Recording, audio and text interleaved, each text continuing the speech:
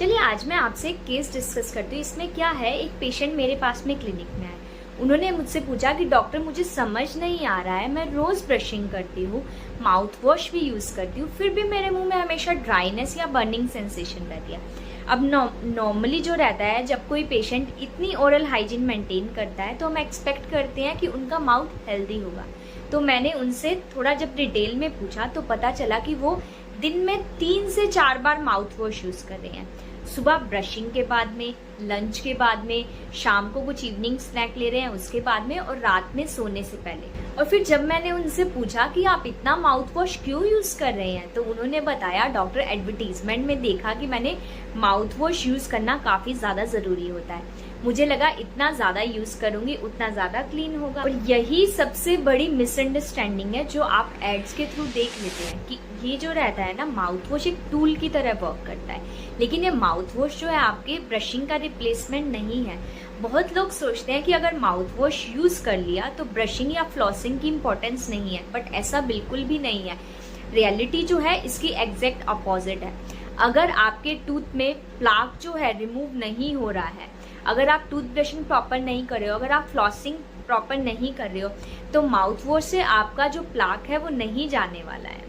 और कुछ mouth wash specially जो है अल्कोहल कंटेनिंग है ना, उनमें क्या होता है, उससे कई लोगों को काफी ज्यादा ड्राइनेस और इरिटेशन भी बढ़ जाती है।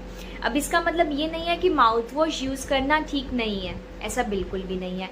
कुछ सिचुएशन में माउथ वॉश क्या होता है, काफी हेल्पफुल होता है। अगर जैसे पेशेंट को कुछ गम डिसीज हो रखा है, या कुछ ब्रेसेस वाले पेशेंट है, या जिन पेशेंट्स को कैविटी बहुत ज्यादा बनती है, तो उन केसेस में हम पेशेंट को खुद रिकमेंड करते हैं माउथ वॉश यूज करना।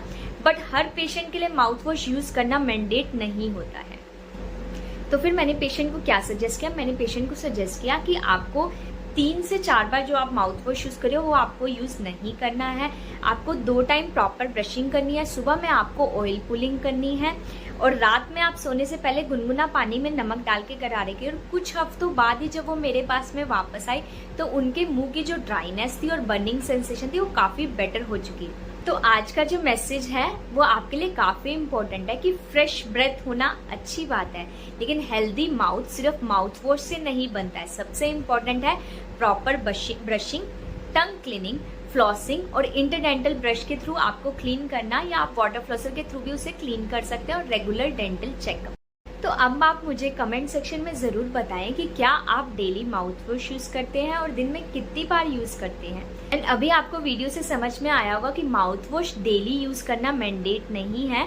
क्या आपको रूटीन फॉलो करना है वो मैंने आपको पहले एक्सप्लेन कर दिया है। तो ऐसी इंटरेस्टिंग वीडियोस के लिए आप स्माइल डायरीज को लाइक करें, शेयर करें, सब्सक्राइब करें। Bye bye.